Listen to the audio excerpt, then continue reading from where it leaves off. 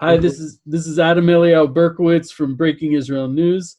I'm talking to Tim Mahoney, who who has been is a movie maker that makes really amazing movies, and I've been wanting to speak to him for so long.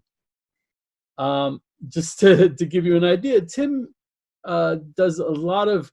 He goes over to Egypt and he does investigations.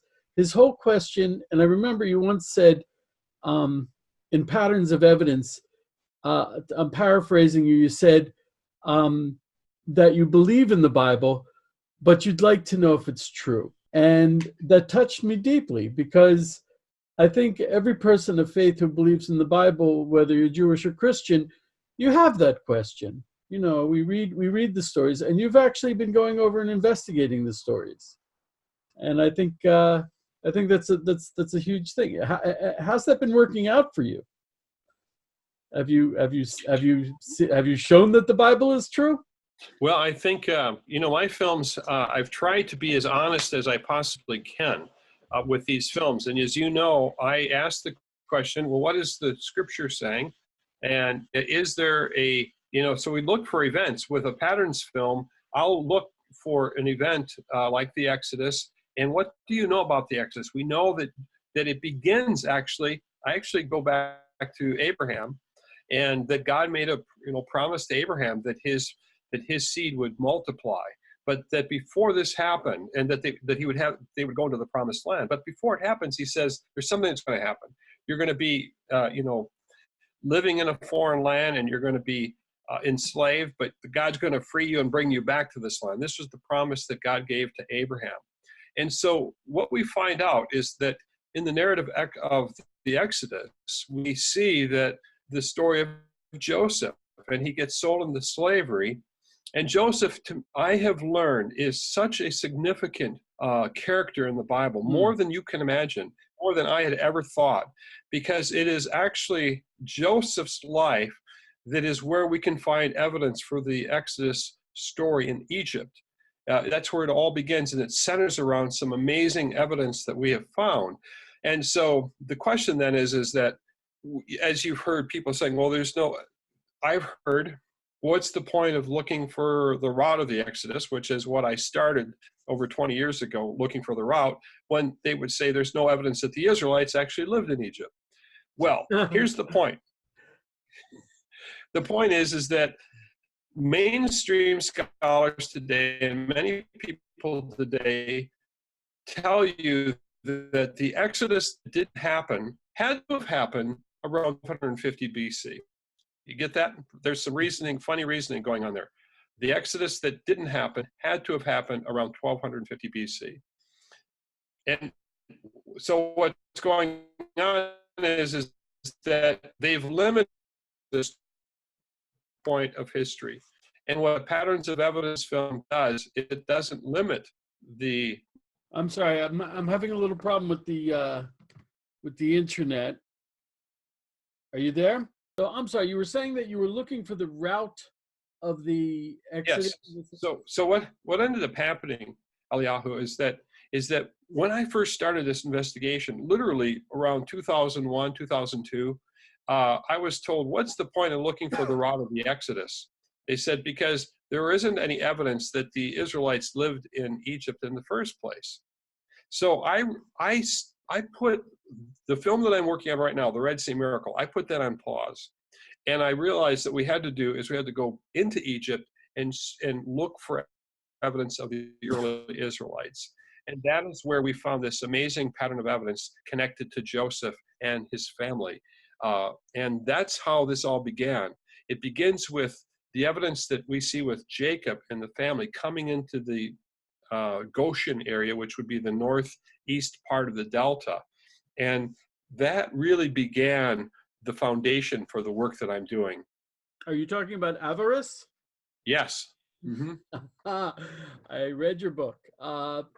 If anyone hasn't, it's understandable to a layman, and it's amazing. It's amazing. It shows you that there's more evidence for the Exodus, for Joseph, than you could possibly imagine. Right. And not only that, but as we continue to look, I told you how significant Joseph really is, and what happens. And so the Exodus film basically lays the foundation that there is a pattern of evidence, but this pattern of evidence is not at the time when scholars today would suggest that the Exodus happened. That's the reason why they're saying there's no evidence for the Exodus, but that's not true. There's an amazing pattern, but it's at a different time period. And so what we found out was this earlier time period is where six major, if I go like this, there's six major things we looked for. And they were saying they should be here, but they're actually over here. So what ends up happening is that when you start to look and say, well, let's just free up the idea and say, well, what if we could find this evidence in the right sequence? A, B, C, D, E, F. And that's the key. I think that's the beauty of a patterns of evidence film, is that as we do it, we look at the Bible and we say, well, what is the Bible telling us? What is the Torah telling us? What is Moses, as an eyewitness account, writing this, telling us happened with the events of the Exodus? And that led me then to make another film called The Moses Controversy. And that film, once again, goes back to Avaris. And that location is where we start to look again, and we start to have an understanding that the second film was well, if people say Moses didn't write the Torah, what I asked the question, well, what would Moses have used to write it with? Because we're talking about Hebrew people, not Egyptian people. So Moses, if he was writing something, what if we looked for a writing system that was connected to Hebrew people? So did he have a writing system to record this eyewitness account of his in the Exodus?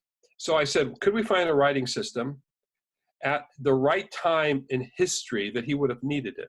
Can we find it in the right region of where he would have been? Is it a form of writing that is Semitic?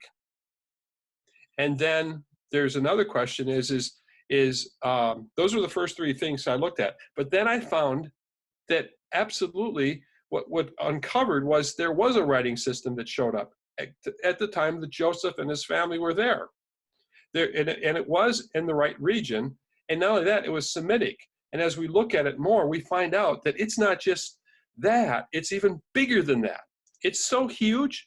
I get goosebumps talking to you about it right now. I'm getting goosebumps also. But what struck me as a religious Jew, anytime I delved into what your research, I didn't feel like I was going into foreign territory. I didn't feel like you were presenting the Bible to me as a Christian and I couldn't accept it. I think we have a lot in common there. So when you're talking about the language, I mean, like we study Rashi, and Rashi is our major commentary or the first commentary we usually look to when studying the Torah and the Bible even. And he's intensely interested in the actual language and the grammar, just as you were. So I found that to be very familiar turf as a Jew. Yeah.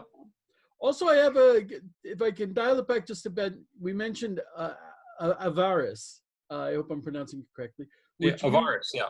Would you propose as the location of Goshen? Where the it's the location. It's in the land of Goshen, probably. I think Goshen was more like a region. And by the way, did you get to see the Red Sea Miracle? Have you seen the Red Sea Miracle, the trailer? Not yet. I'm gonna. Okay. Well, you're not going to believe this, but it's all interwoven because what I'm going to give you a little clue in here is that the word Goshen, when it gets translated from Hebrew to Greek, it becomes Gesem. And what we find in the Septuagint, what we're finding is that there are Egyptian documents. I'm going to give you one of the clues that we found in this new film, The Red Sea Miracle, is that Manfred Bitek, who I interviewed, who was the chief Egyptologist at Avaris, who uncovered all this, who told me that he couldn't find evidence, that there was so far he hadn't found any, he becomes a person who is testifying that he has evidence. Oh, really? You're He's not going to believe this. oh, that's all. That's awesome. That's wonderful. Because Yeah. he was dead set on a virus not being Goshen.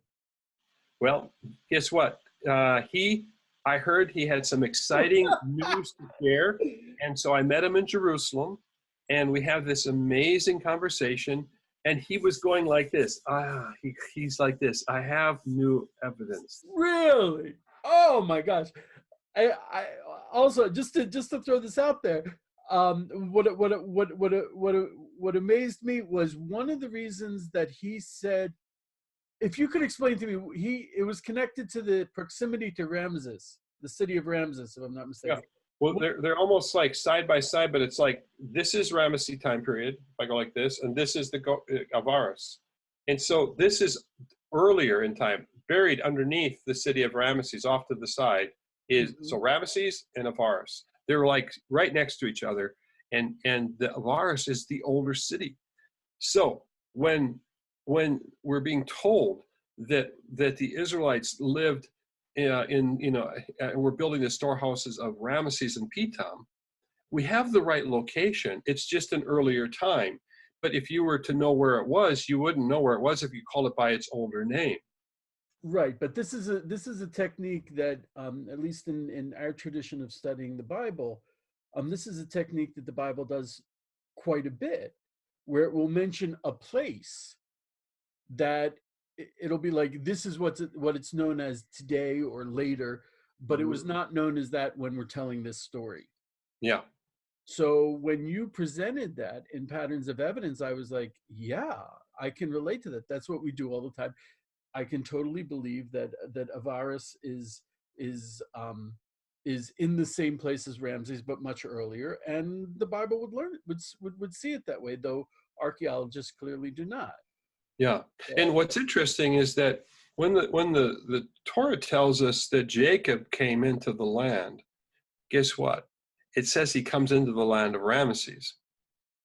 Now, what's interesting about that is Ramesses wouldn't have even lived or existed.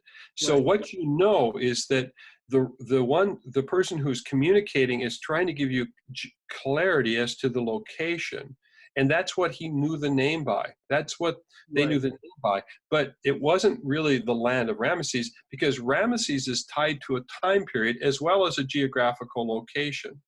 It's like saying that the Native American Indians sold Manhattan to the white men who came later. Yeah. It wasn't called Manhattan at the time. Right. And there was no Manhattan there. Yeah. In fact, I think it was Amsterdam. I'm in New York right now. Oh, okay. So there you go. When we tell that story, we refer to it as as Manhattan, because we know it as Manhattan today, though when it was sold, it was not Manhattan.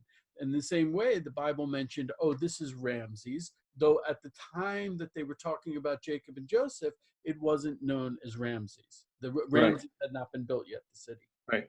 So what happened then is that unfortunately, that mainstream scholars then said, well, then this means that this is a key marker. Ramesses here, this has to be where it happened.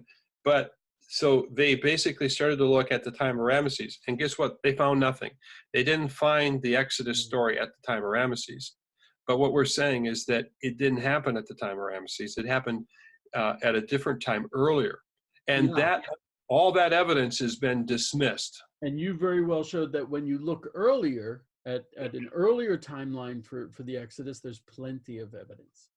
I want to throw out there a personal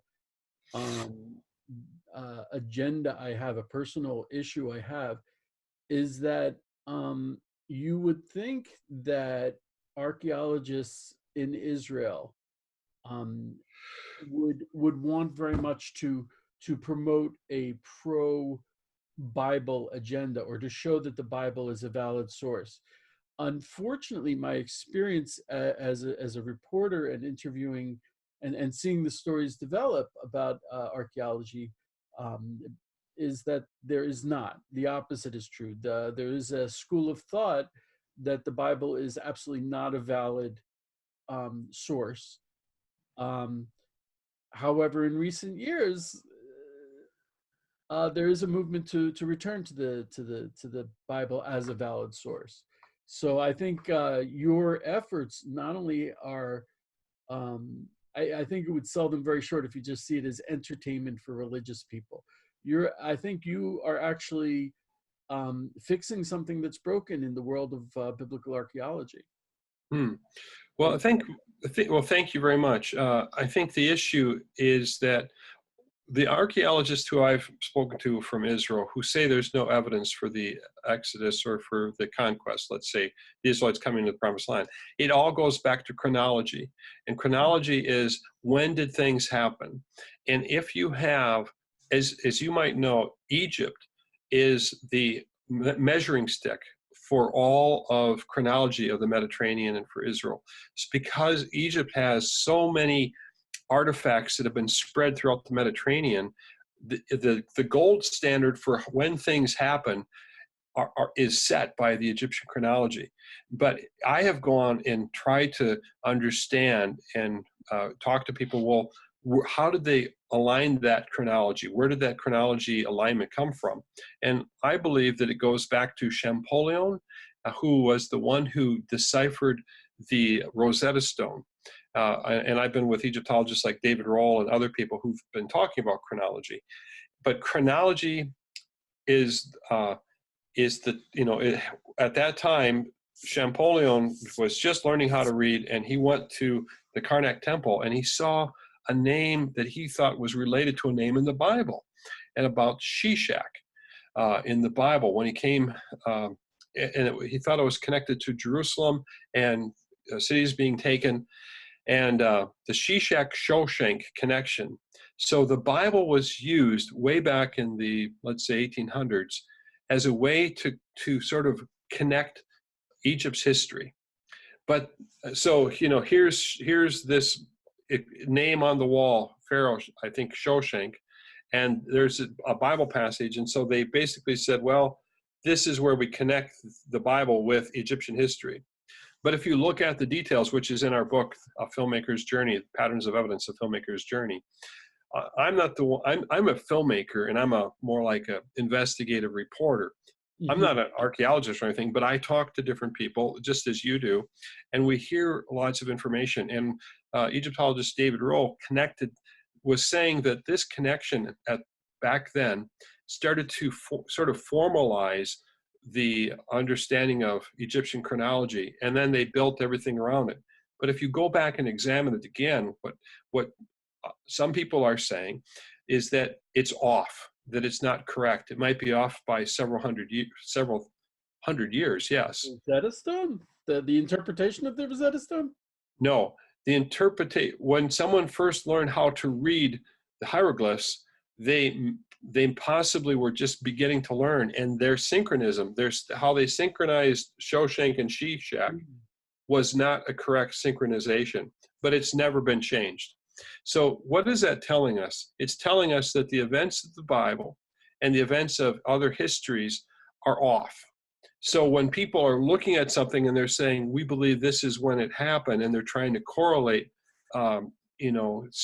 things that would tell them when events happen. Our first film explored the fact that the events of the Exodus are earlier in Egypt's history than even what the Bible record. But why is that? It's because the chronology is believed to be off in Egypt, and if it was corrected, it would slide it down and it would all come together like that. Just as an aside, and just to, I think, give an example of some of the really remarkable things that you bring down. Gosh, I read the book and I saw the movie going back 3 years, and it made such an impression on me. There was one source you brought, I believe it was a papyrus that's in the museum, I think in Amsterdam. Yes, it's called the Epuru Papyrus, or the admissions of an Egyptian scribe, I think it is. And it describes something which is so close to how I envisioned the plagues in Egypt, mm-hmm. and what the period must have been like. And yet, you would think if an archaeologist read that, you would think he would turn around and say, yes, you know, the 10 plagues in Egypt certainly happened. Yeah. Could you describe that one thing? I mean, that's a personal favorite to me. Could you describe Well, what it is it's a poem that it's a series of like proverbs or things that it's a warning. And what they found, I believe, was the worksheet of a young Egyptian scribe who was practicing his penmanship or something, writing this out. I think that's what it was. But basically, it was a document that was recording events that match the narrative of the Exodus plagues. And it said it said something like the mighty man, poured out water. And that's what Moses said. He, when he comes, he takes a pitcher of water and he pours it, and the river becomes blood. And it says the river becomes blood, and people can't drink of it. It says that the animals were dying. It says that men were burying their brothers. That it also talked. And so phrases, we took phrase in multiple places where the scriptures were right next to Ippor, and they were matching identically. Mm-hmm. So what we're seeing is that it's almost, then we found something then it says this, it says slaves were walking around with robes and riches. And the person who was writing about this commentary obviously didn't read the Bible, because she made a comment. She made a comment that this is crazy. Well, how could slaves be walking around with robes and with wealth and they had like gold and turquoise and riches around their necks? And what is it? It just clearly says, God said, go speak to the Egyptians, tell the people, and they will give you gifts. And so what I'm saying is that the scholar didn't even see that. And what happened is that they came out with great wealth, because the Egyptians were happy to get rid of the Israelites after those 10 plagues. You made a very tiny point, which is actually really huge, which is the archaeologists probably are not as well versed in the Bible as they should be. And so if there's a clear reference, which you and I jump at and say, oh my goodness, that's, almost word for word, they aren't familiar with it. It doesn't connect. Yeah. And you bring, and I asked about this one papyrus, and you bring case after case after case, example after example, which is, I believe, why you named the book Patterns of Evidence, and the movie, because you bring the evidence and it forms a pattern, and there is so much evidence. And as a man of belief, I told my kids at the Shabbos table, I told them about the palace in Avaris with it had 12 tombs behind it, one with a little pyramid, with the statue with the man of a coat of many colors. And it blows my mind. It blew my kids' mind. Well, what's powerful about that is that when the archaeologists dug into the tomb, they found out that somebody had actually gotten there ahead of them. Right. That there were no bones. Right. And as we know, though the archaeologists may not have known, if you go to the tomb of Joseph, there won't be any bones there. Exactly. Now, and what's very odd about that is that grave robbers do not take bones. I mean, Right. That's the last thing you touch, right? I mean, you don't take the bones. You're looking for the jewelry. If they go to Shechem in Israel, they'll probably find them. That's where they are. I could talk with you day and night. I can't wait to write this article because I love your movie so much. Well, let's talk about the Red Sea miracle. That's what I was going to say. Tell me about the new one. Is this you said it was the culmination, what you actually set out to film? Right. Yeah. So tell me about this, and I want to make sure. Also, please tell me how people can connect with it, how they can get it and see it. Well, the first thing to know is that they can see a trailer of the Red Sea miracle. This film is the trailer is at our website where you can get tickets as well. It's patternsofevidence.com. Patternsofevidence.com we can see there's a trailer there. They can get tickets. But this film is where I started in 2001, really, going on this investigation of the route of the Exodus, because I had heard that people were searching for the remains of Pharaoh's army on the seafloor. They were searching for chariots and chariot wheels encrusted in coral. Well, that sounded amazing to me. So, I headed off in that whole direction and the route, and as I said, we made the Exodus film, which I had no clue we would uncover as much evidence that affirms or matches the biblical narrative. Then we made the Moses controversy again, which was about the beginning of the world's first alphabet. Mm. And that became the basis of all alphabets. And if we're really talking about God, we know him through his word. Why was it so important? Is because Moses commanded these slaves, right? They were slaves coming out of Egypt, to write these commands on their doorposts and teach them to their children, just as you do. And guess what? By this second evidence that we find, this is exactly what happened. We find this early form, which I believe is Hebrew, and it parallels the narrative of the Bible. And it not only that, but it migrates from Egypt into the promised land. And it becomes the basis of all alphabets in the world. And the alphabet and its availability to individuals shaped the religion and how we connected to God. Yeah. I think Jews and Christians. It's an individual thing. And I'll just share this with you. If we had not had an alphabet, we would probably have very sophisticated writing systems that would not be given to the common person, and knowledge would be kept away from them. And my belief at the end of the film was that, why was the alphabet given? And it was given, I believe, for one primary purpose, so that we would be able to understand and know the Word of God. Each one of us. Right. It makes us responsible. Right. You can't say you're religious if you don't read the Bible. Right. Not a Christian or not a Jew. And if you do read the Bible, and if it's available, then you can read the Bible. Now, the Red Sea miracle, I realized that this was going to be a big investigation because there's so much to it. And always in these films, I'll share with you that in this particular case, we're looking for another pattern, and it has 6 steps. I had to find out what was the departure point of the Israelites. Again, revisiting Avaris and the area of Ramesses. What direction did they go? Because as we know in the narrative, is that Moses had fled earlier, 40 years earlier, and then he came to this burning bush where he was met God at this burning bush. And so in this, he was told to come back to this very mountain, and that at that mountain he was to bring the people to worship God.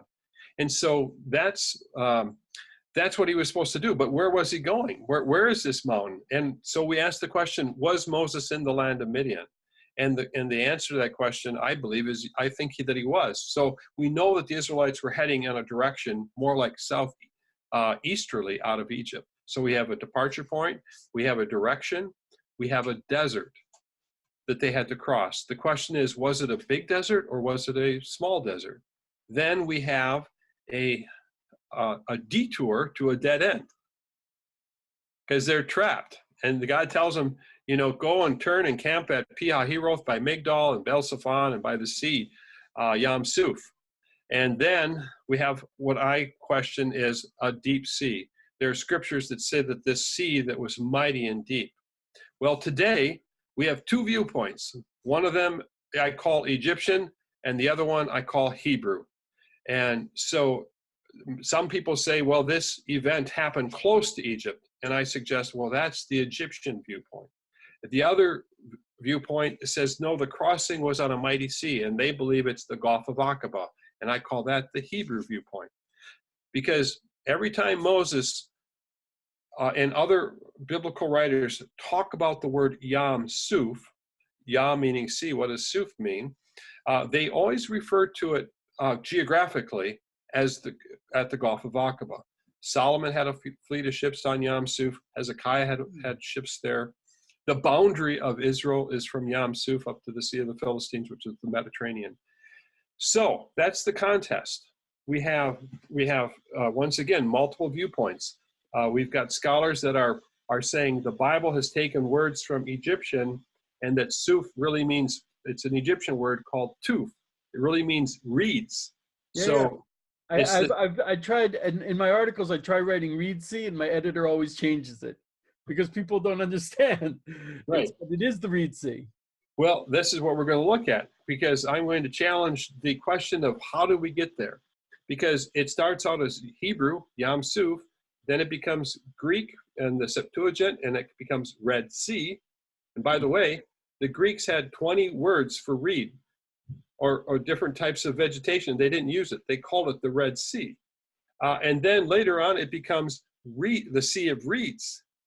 And so is it what is Yam Suf? Is it the Red Sea? Is it the Sea of Reeds? Or what is it? And then you've got the questions of Moses, his giving a geographical location. Now, was it that there were reeds at the top of the Gulf of Aqaba in sort of a freshwater area? Was it there that was crossing? Or is it up in the Egypt near the Bala Lake or the Bitter Lakes, or Lake Manzala Lake up there? So I look at 6 to 7 different crossing sites in this investigation. Wow, it's no one can say you're not thorough. You are very definitely thorough in this. Wow. And so the movie will show people all the potential possibilities for where the crossing of the Red Sea was, the Reed Sea. Well, I'm going to show you the main ones. Okay. There are multiple possibilities, but I'm going to show you some new ones and the major possibilities. And there are other possibilities that people would suggest, but I think no one wants to stick around for all those possibilities. So we're going to stick with the major ideas of the Red Sea miracle. But it's more than that. It's the film is called Red Sea Miracle. It's the question of what was God doing. One of the miracles is the word Aleph. Now, Aleph, as you know, I believe in Hebrew means 1,000. Mm-hmm. And the question is, did God really bring out 603,000 men of fighting capability and their families? Because today, people are saying, there's no way that there could have been that many people. But when you get to the mountain, they take an offering of a half shekel.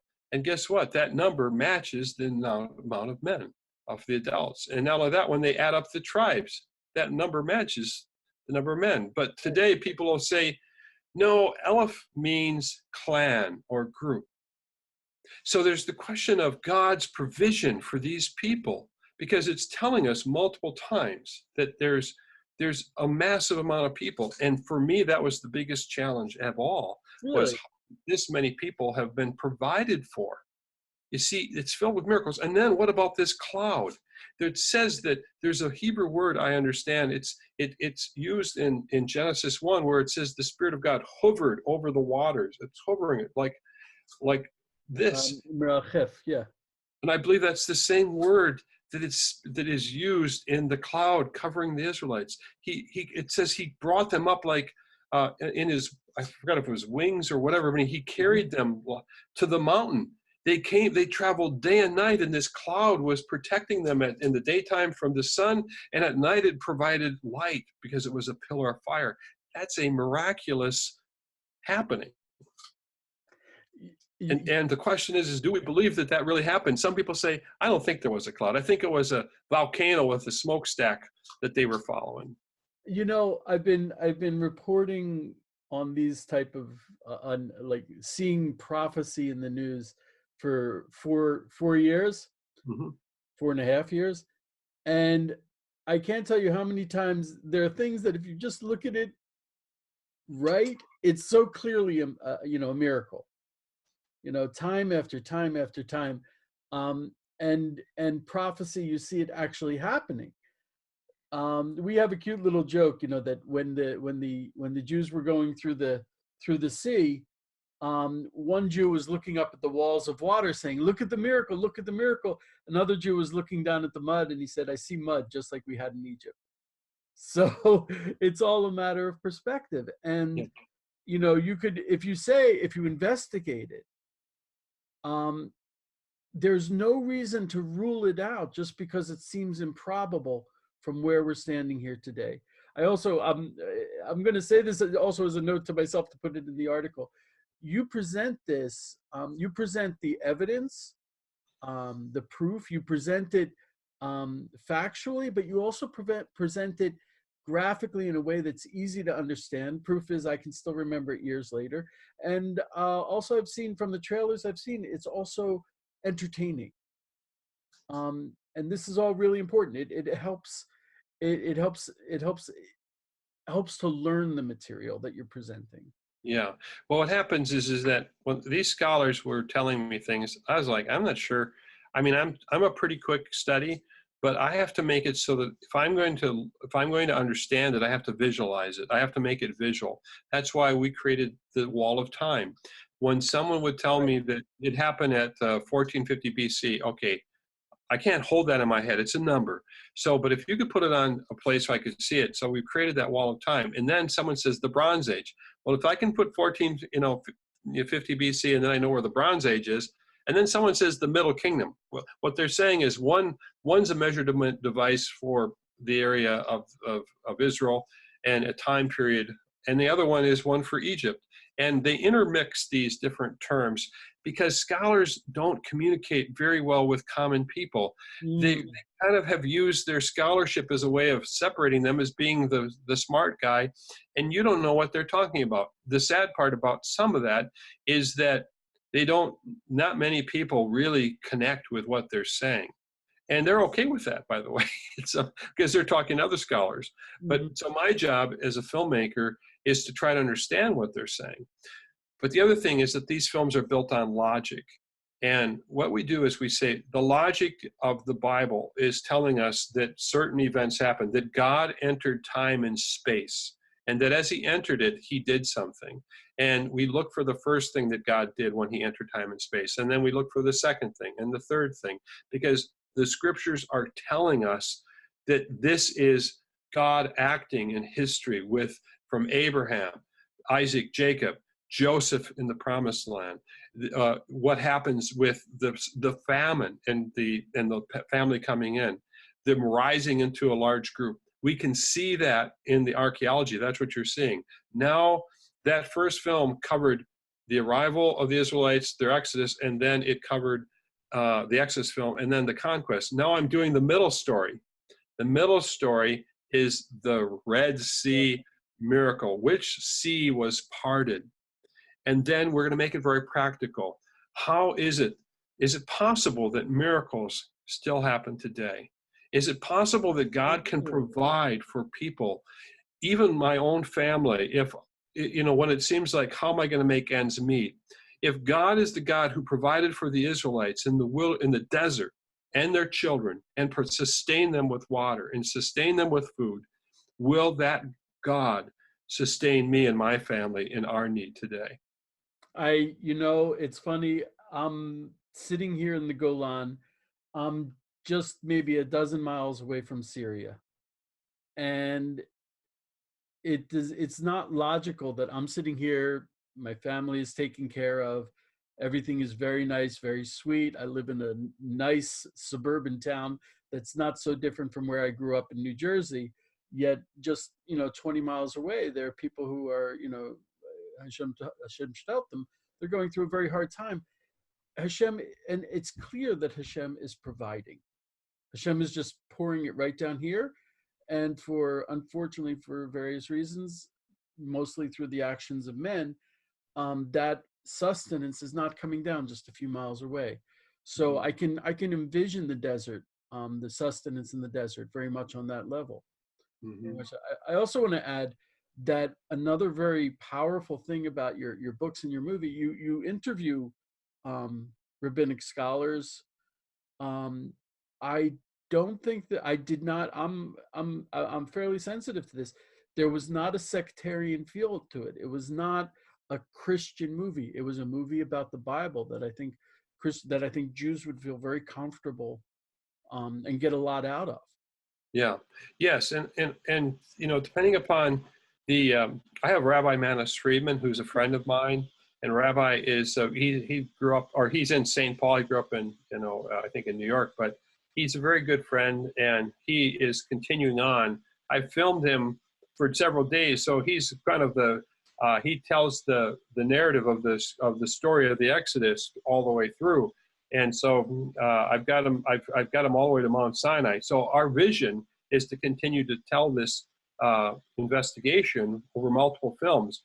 But I felt like I'm not making a Christian film. I'm a filmmaker who grew up as a Christian, but I'm not making Christian films. I'm making investigative films that probably are more, sometimes I've heard they're probably more powerful because I'm looking for the truth.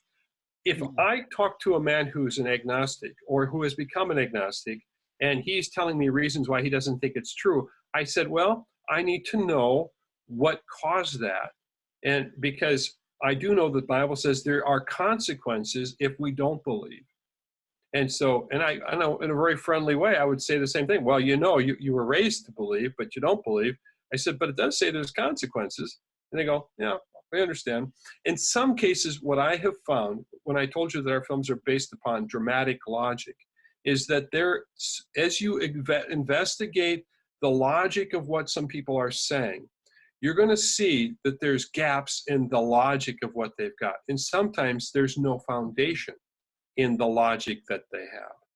It's more of unbelief is based on a variety of things, and sometimes it's based on the fact that people just don't want to believe. The same evidence can be there for God and acting in history, but some people have we all have free will. And we can decide, am I going to believe or am I not going to believe? But then I'll get emails from people that will just recently said, I've never read the Bible, but I've watched this movie and I started to read the Bible and I know it's true. And I want to be, I want to be a believer, Yeah, and I think even if you, if you, it's important to know the truth, and that'll lead you to a certain place, but it doesn't necessarily have to be Christian or Jewish, or it's the truth, it's the Bible. You presented very well. So just tell me, how can people connect with this? They can go to your website. I'm gonna direct them there. I'm gonna have the link, and it has. It's February 18th. So if you can get this article out and this information out, February 18th. This is a going out tomorrow. Okay. This is when I wake up tomorrow morning. This is what I jump on. Okay. It's going to be in over 800 theaters on February 18th in the U.S. Then it starts to expand out from there. But we've got the big national release on February 18th around the nation, 800 theaters. It's a Fathom event. And if they go to patternsofevidence.com, they can see the trailer and they can purchase tickets by hitting the ticket link, and that'll get them they can put their zip code in, and that tells them where the theater is near them. And the other thing is people buy the CDs, the previous movies? They can buy CDs from the previous movies, yep, to get up to speed if they want. We also have digital there on our website. Oh, great. Yep. So if you want to watch and get up to speed with the series, you can get Patterns of Evidence and Moses Controversy prior to this, and that will help you help them. And then this is going to be an event. So it starts right on time, and it has an intermission. The film has an intermission. It also has a panel discussion at the end. We filmed the panel discussion at the Ark Encounter. They built a life-size Ark, and we were at that location. What's the gentleman's name? The Australian gentleman? Ken Ham. Ken Ham, sure. I love him. I saw him. He debated Bill Nye, the science guy. Yeah. And everyone thought, the scientist would certainly make a disgrace of Ken Ham, who's a young Earth creationist. Yeah. And I watched the debate, and Ken Ham just really wiped him up. He just really made his case very well. I was so impressed. Yeah, there's you. If you ever can bring your family I'm going to tell you, you have to see the Ark Encounter. You have to go and experience this for yourself, because you have no idea what it's like to be on a ship of this magnitude and how they have worked it out practically. Because we just were there, and so it's so inspiring. But you have to bring your family there sometime. Mm. Okay. I think that's about it. The article should be going out tomorrow. Okay. I'll be referencing patterns of evidence, and hopefully we'll get some noise going. Oh, that's fantastic. And before you write it, could you try to watch it yet? Oh, absolutely. Of course. Okay. Of course. Because I think you're going to come up with more and more enthusiasm and insights, because people have said this might be our best film yet. Really, really, that would be a statement, because I mean, clearly I'm so impressed at everything you've done. So that would be, wow. Great. I think we're there. I don't want to keep you too long. Are you friends with Shelley Neese? No, Shelley. I don't know, Shelley. Can you introduce me? I'd love to. She wrote a book called the Copper Scroll Project. Oh, I've heard of that. Yeah. So it's a very well written book, and it's an amazing story. There's a whole. Are you friends with Scott Stripling?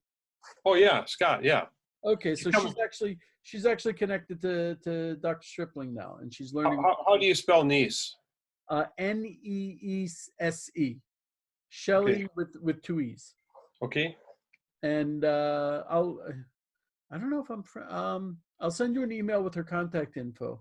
Okay. But she's in charge of a Christian organization, and she's just really she writes about this stuff.